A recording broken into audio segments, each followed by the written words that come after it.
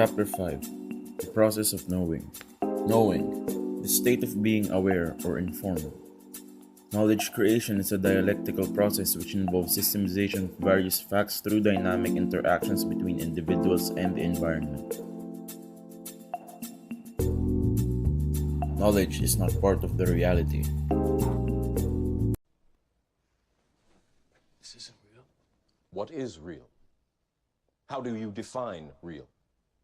If you're talking about what you can feel, what you can smell, what you can taste and see, then real is simply electrical signals interpreted by your brain. It is reality viewed from a certain angle or context. The same reality can be viewed differently depending on the angle from which one sees it.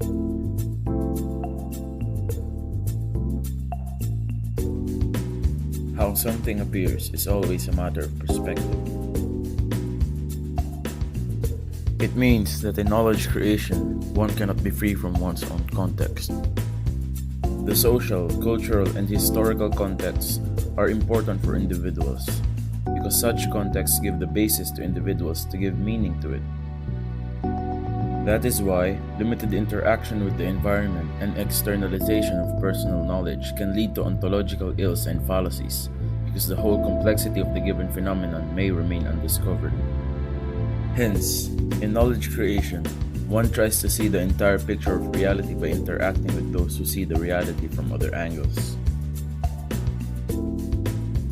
Knowledge is created through interactions between human agency and social structures. The process of knowing.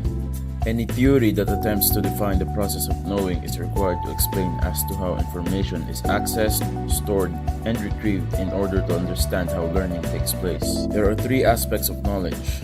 First, the knower, the consciousness of the participant, the known, the field of study, and the process of knowing, which connects the knower to the known.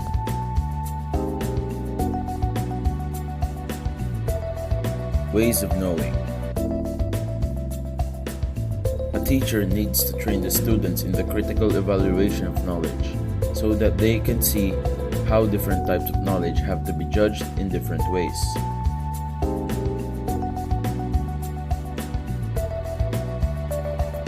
These are different ways by which students can be initiated into the process of knowing. Some by perceiving concrete objects and acquiring sensory knowledge, some by relating to real-life situations, and some by interacting with others and gaining knowledge of relationships. Sense perception. Though sense perception is the most basic and immediate way of knowing, sometimes it might not be a very reliable source. Of the five senses, touch, taste, sight, smell, and hearing contribute immensely towards our quest for knowledge acquisition. They are sometimes referred to as the gateways of knowledge. Next is language.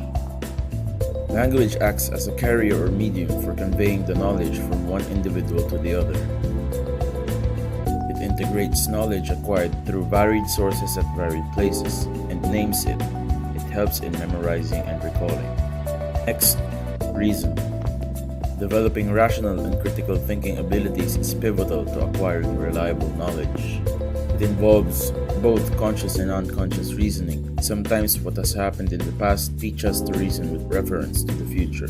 Developing association between past, present, and future occurrences is part of the reasoning process, creating patterns or chains in process of learning. In logic, we often refer to the two broad methods of reasoning as the deductive and inductive approaches. Deductive reasoning works from the more general to the more specific, informally called a top-down approach. On the other hand, inductive reasoning moves from specific observations to broader generalizations and theories, informally called bottom-up approach.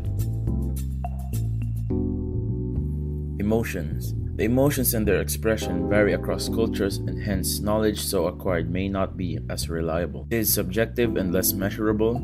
It helps as well as hinders in the process of knowledge construction. Arousing positive emotions in the knower facilitates smoother transmission of knowledge. The teacher should help create positive emotions in the knower about the known. Curiosity and eagerness are the most essential ones.